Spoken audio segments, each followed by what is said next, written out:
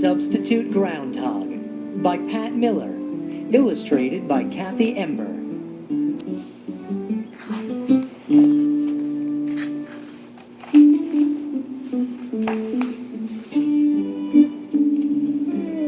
The day before Groundhog Day, Groundhog woke up sick.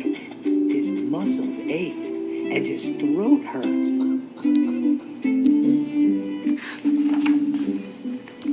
Groundhog felt so awful, he went to see Dr. Owl. "You have a bad case of flu, you do," said Dr. Owl. "You need hot clover soup and bed rest for 2 days." "How many?" asked Groundhog. Two, hooted Dr. Owl. But Groundhog Day was tomorrow. Groundhog couldn't let everyone down because he was too sick to do his job. He tried to think of something.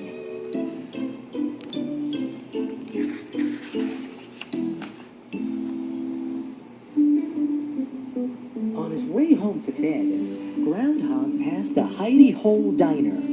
He saw want ads from all the neighborhood animals tacked to a nearby tree. Skunk was looking for a roommate, again. Mr. and Mrs. Duck were returning north and had their nest for rent. "I know what I'll do," Groundhog thought. "I'll advertise for a substitute groundhog." Weather teller wanted. No experience needed. Apply at Groundhog's Hole, February 1st, 10 o'clock a.m. Thanks, Groundhog.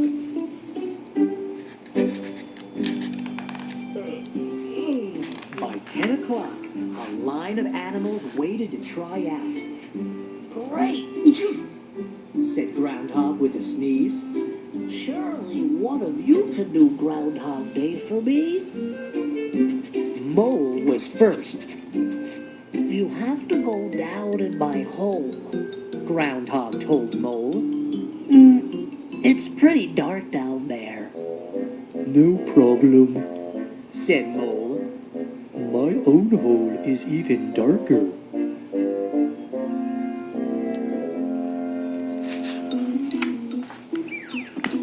Mole got comfortable underground.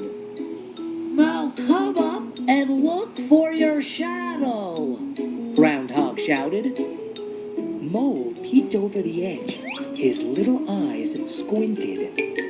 "Well, Mole, what do you see?" Mole spoke to a tree. "Is that you, Groundhog?" Groundhog blew his nose. "This won't work. I need someone who sees well." "I can see well," said a voice from high overhead. Groundhog looked up and saw Eagle.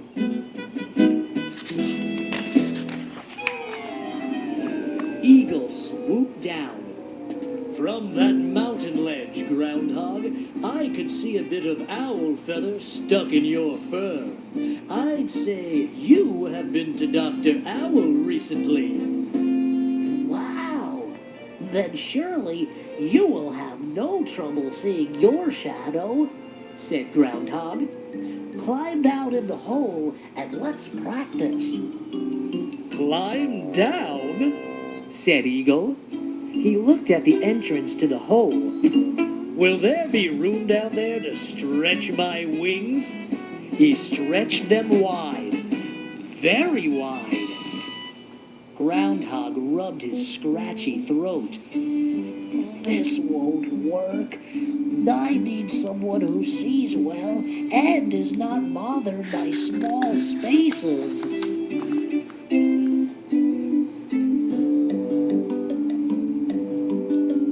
Bear stepped up next. "My own cave is snug and cozy." "Great," said Groundhog. "Climb down and let's practice." "This is perfect," yelled Bear from the hole. "It's even more comfy than my own cave." "Come out and take a look," called Groundhog. There was no answer. Groundhog poked his head below ground. Bear, come look for your shadow.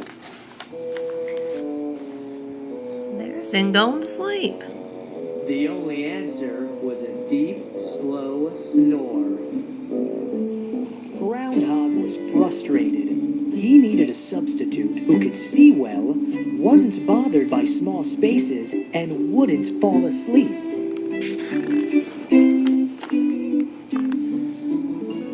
I can do it!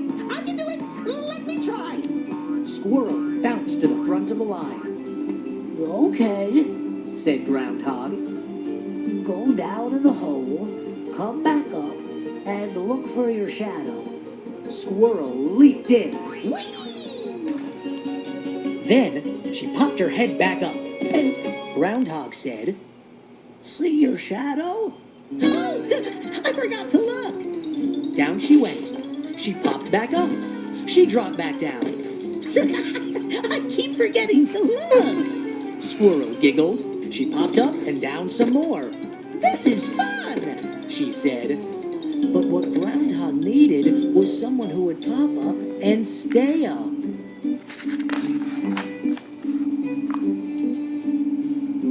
By now, Groundhog was feeling even worse.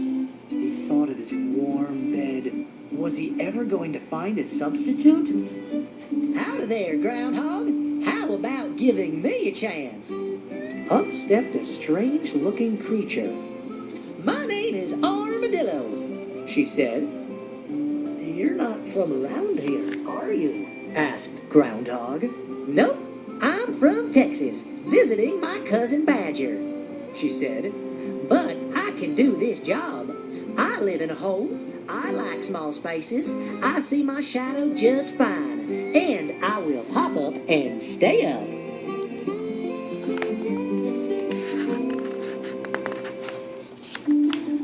Groundhog wasn't so sure. Armadillo was a stranger from far away. What did she know about the weather here? But she did have all the qualifications for the job. All right, said Groundhog.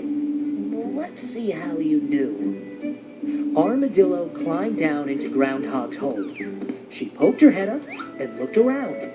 Sure enough, she saw her shadow. If that happens tomorrow, tell folks that winter will drag on, said Groundhog. But if you don't see your shadow tomorrow, spring will come early.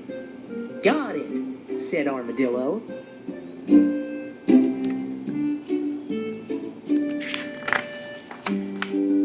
I think you're just the substitute I've been looking for, said Groundhog. You're hired. Thanks, said Armadillo. They shook paws. Then Groundhog climbed down his hole into bed. He sipped warm clover soup. He plumped his pillows and tucked his sore self under the flannel quilt.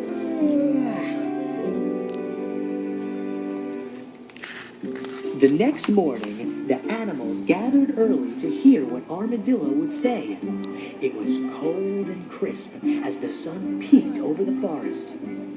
Badger served hot chocolate. Squirrel bounced and cheered for Armadillo. Eagle flew high above the trees. Muddy Mole looked sleepy. And Bear was still in bed. The animals grew quiet as Armadillo poked her head up and carefully looked around. There, on the ground, she saw the shadow of her tiny ears and pointy nose. 6 more weeks of winter, she announced.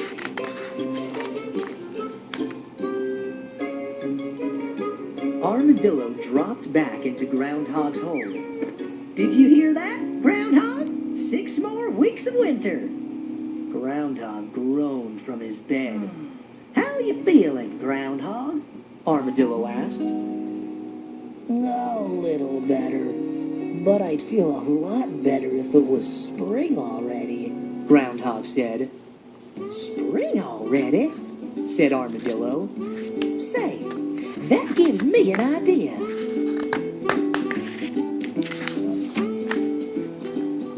Armadillo found Groundhog's suitcase. "Get your gear together, Groundhog," she said. "It's already spring in Texas. You can come home with me." "Really?" said Groundhog. He imagined himself rolling in warm grass instead of sneezing through 6 more weeks of cold. "You bet," said Armadillo. Groundhog jumped from his bed. He grabbed his teddy bear and his toothbrush and tossed them into his suitcase. I wish I could roll around in some warm grass right about now. "I've always wanted to see Texas. Do you think they have cowboy hats in my size?" asked Groundhog. "Sure as Texas has a Lone Star," said Armadillo. Together, they walked through the cold to the bus station, and their shadows followed them all the way there.